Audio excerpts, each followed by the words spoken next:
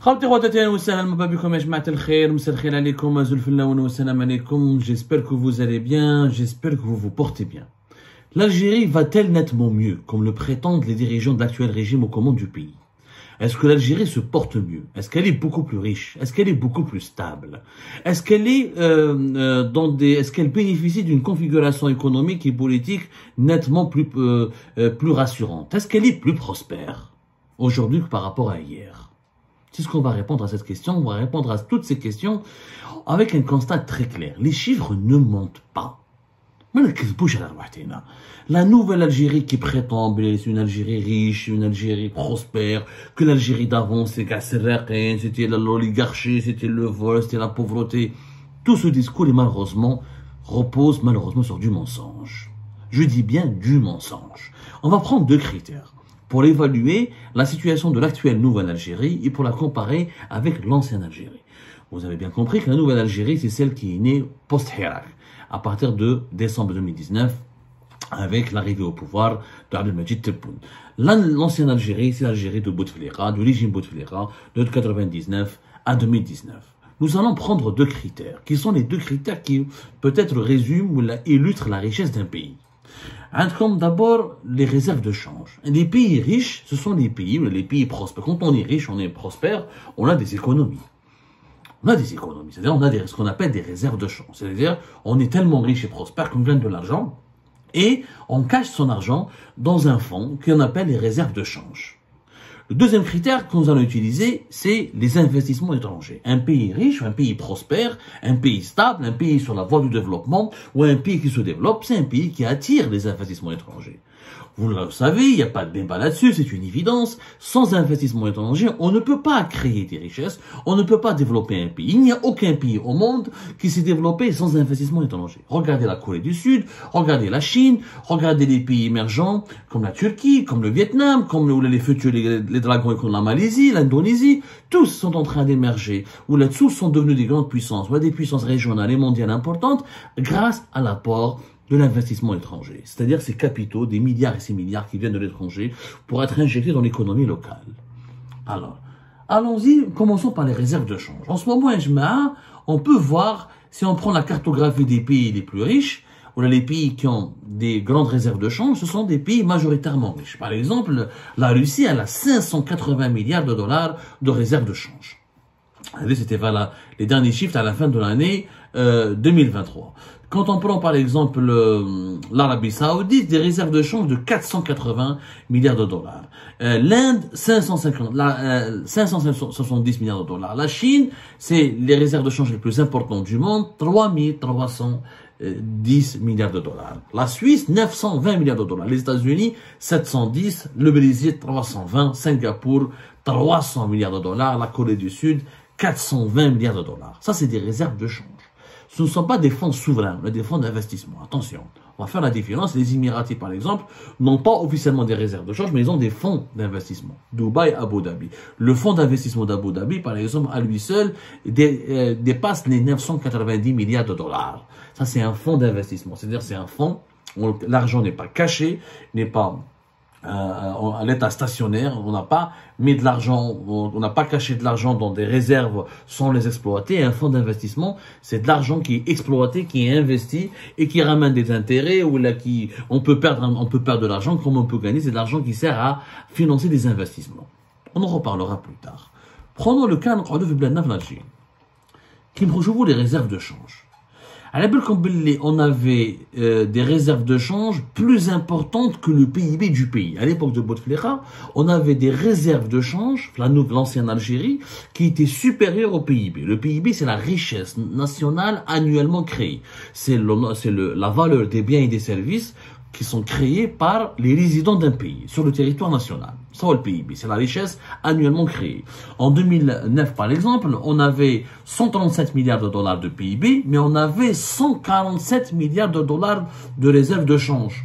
En 2010, on avait 162 milliards de dollars de réserves de change.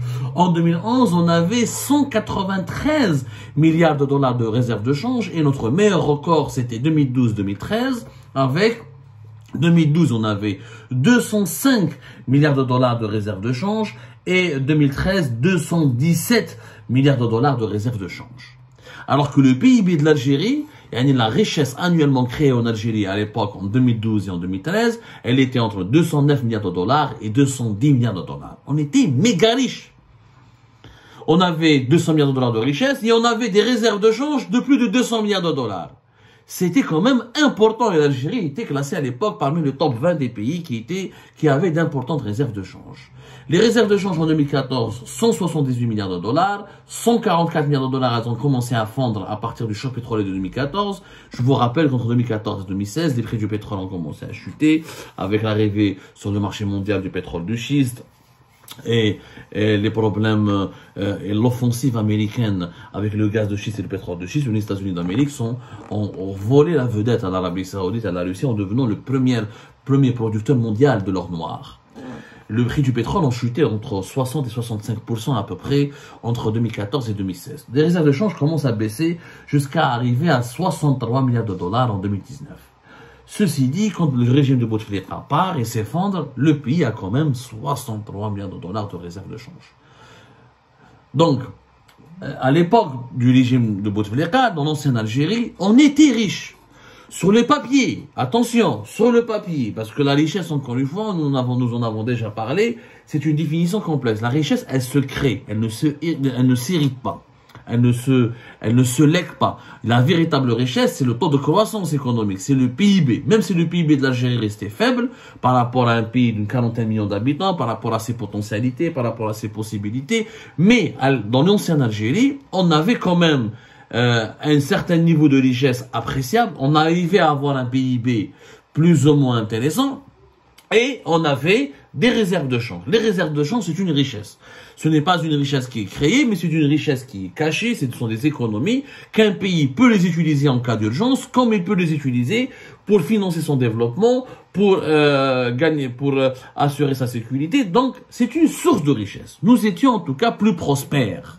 Les chiffres sont indéniables. La preuve, à partir de 2020, allez, avec 2020, c'est la Covid-19 et la pandémie, les réserves de change taïwanais de 48 milliards de dollars. 2021, 44 milliards de dollars. Ça remonte avec l'année 2022, oui, avec la guerre en Ukraine. L'Algérie a commencé à gagner beaucoup d'argent. 65 milliards de dollars, les réserves de change taïwanais. Mais à aucun moment, nous n'avons pu égaler les réserves de change que nous avions à l'époque de Bouteflika ou à l'époque de l'ancienne Algérie. C'est-à-dire que la nouvelle Algérie ne peut jamais être considérée comme un pays plus riche ou dans une situation de plus de prospérité meilleure que celle de l'ancien régime, meilleure que celle de l'ancienne Algérie. C'est un mensonge. Nous ne sommes pas en train de s'enrichir, on est en train de s'appauvrir. Les derniers chiffres des réserves de change en 2023, c'est une 80-83 milliards de dollars. Et encore, c'est pas des chiffres qui ont été encore confirmés par l'Algérie, par les instances internationales du FMI, 85 milliards de dollars, 83-85 milliards de dollars, les estimations pour la fin de l'année 2023. Et on attend les confirmations du FMI et de la Banque mondiale, qui sont les deux sources autorisées et crédibles pour confirmer les chiffres qui sont communiqués par les États, par les autorités d'un État. Donc, on ne peut pas dire qu'on est riche, ou qu'on est plus riche en tout cas, que l'ancienne Algérie. C'est totalement faux. C'est totalement faux. Même le PIB de l'Algérie, en 2014, était de 214 milliards de dollars. En 2012-2013, 210 milliards de dollars. Jamais le PIB de l'Algérie en 2022, il est de 195 milliards de dollars. Bon, à partir de 2023, ils ont voulu recalculer le méthode du PIB, les nouvelles estimations, le mode de calcul du PIB de l'Algérie n'a pas été encore confirmé par le FMI et la Banque mondiale, parce que le régime Tebboune veut nous faire croire que le PIB de l'Algérie a dépassé les 220 milliards de dollars, ce qui est complètement faux. En tout cas, en 2022, 195 milliards de dollars. À aucun moment, même avec une augmentation historique des prix du pétrole et du gaz en 2022, depuis 2014, jamais depuis 2014, le prix du pétrole le prix du pétrole et du gaz n'a été aussi élevé. En 2022, c'était des records historiques. Faudra descendre plutôt. Faudra revenir jusqu'à 2008 pour avoir des prix aussi chers, 2008-2009. Mais là, donc, on ne peut pas dire que la Nouvelle-Algérie, elle a eu l'occasion en 2022 de réparer les dégâts, de tourner la page de la situation catastrophique sur le plan économique de la pandémie de la Covid-19 à 2020 et 2021 et d'amorcer un processus vers l'enrichissement. Mais on ne s'était pas du tout enrichi. Mais on a avec des réserves de change qui sont beaucoup faibles. Les 83, 84. En 2015, on était déjà à 87 milliards de dollars de réserves de change. En 2016, on était à 72. C'est-à-dire que la Nouvelle-Algérie, elle doit attendre jusqu'à la fin de l'année 2024 pour retrouver le même niveau de réserve de change possédé par l'ancienne Algérie entre 2013 et 2014.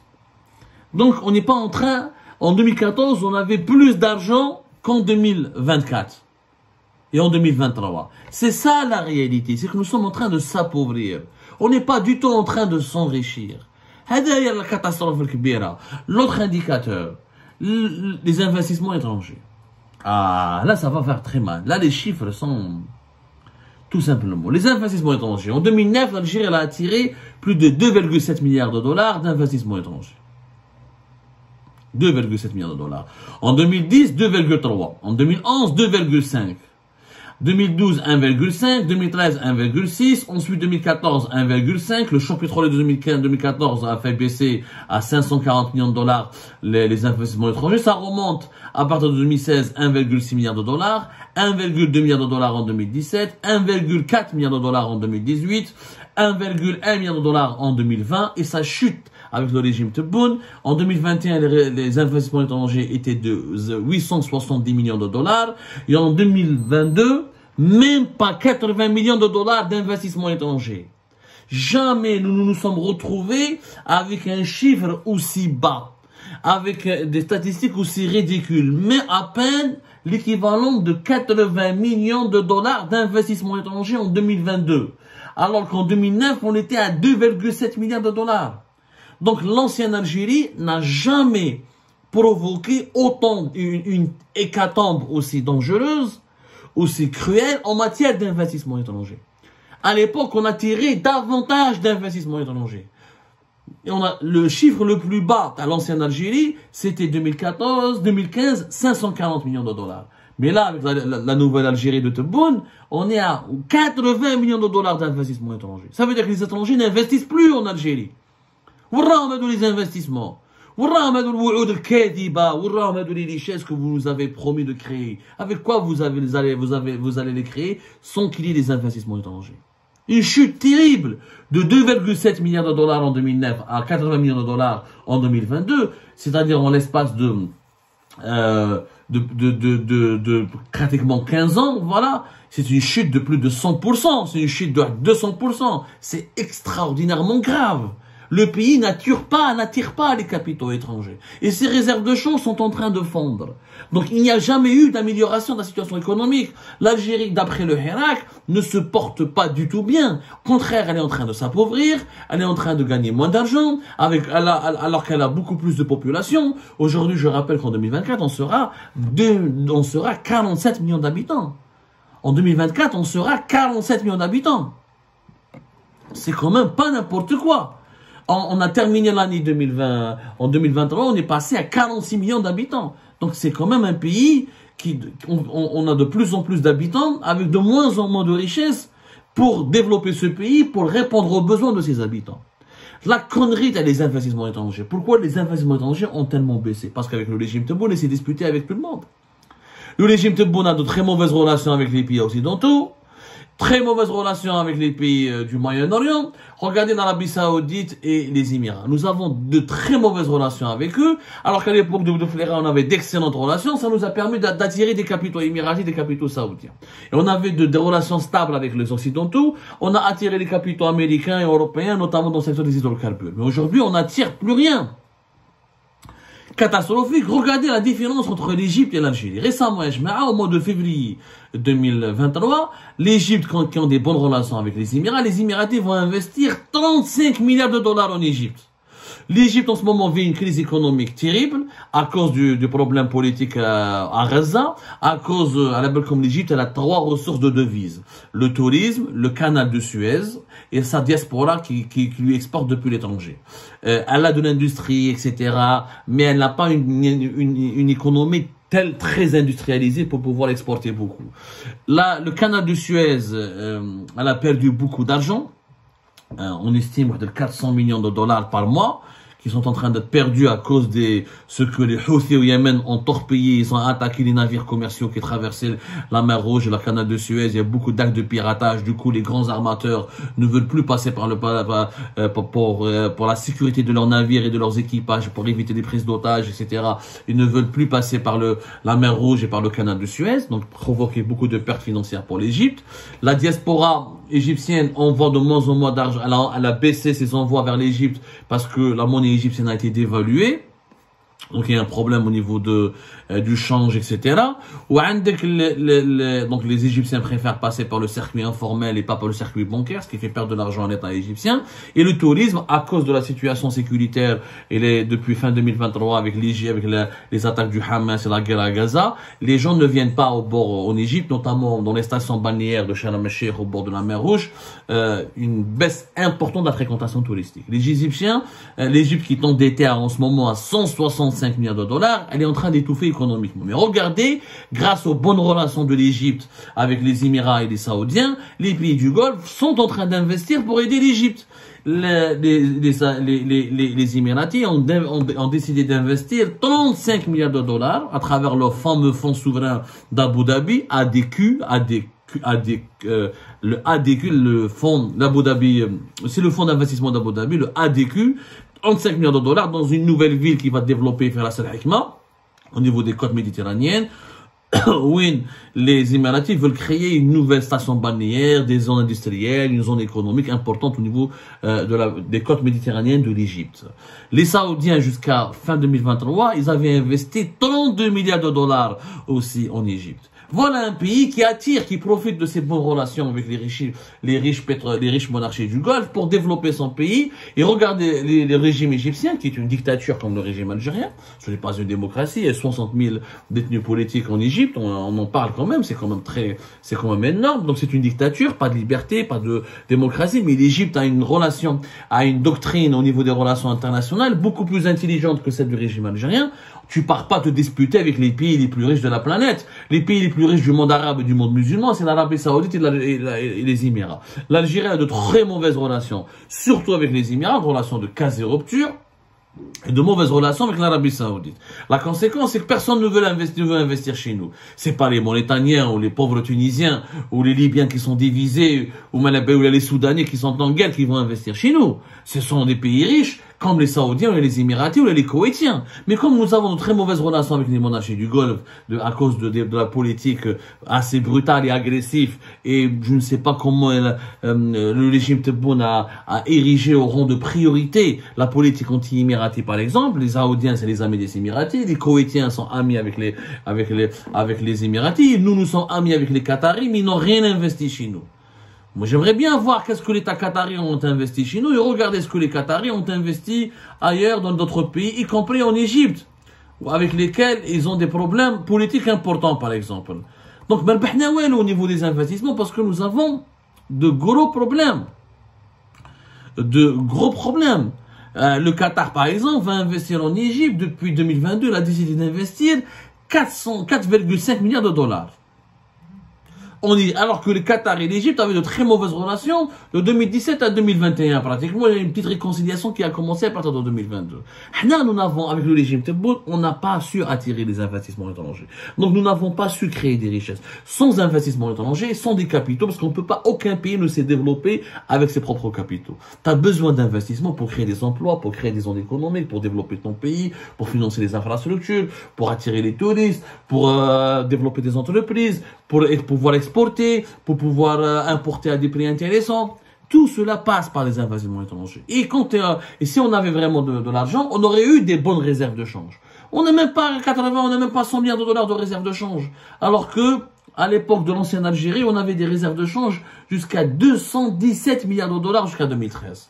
وقعدنا plus de 100 milliards de dollars jusqu'à 2017. Qui peut-être la crise politique à la succession de Bouteflika, où les réserves de change ont commencé à chuter. Et là, nous n'avons pas pu, encore une fois, retrouver le niveau de richesse qu'on avait avant dans l'ancienne Algérie. Donc la nouvelle Algérie n'est pas du tout, ne ramène pas du tout, ne produit pas du tout, et n'apporte pas du tout de la prospérité à notre population, à notre peuple. C'est cette vérité qu'il faut dire, qu'il faut malheureusement diffuser pour réveiller les esprits.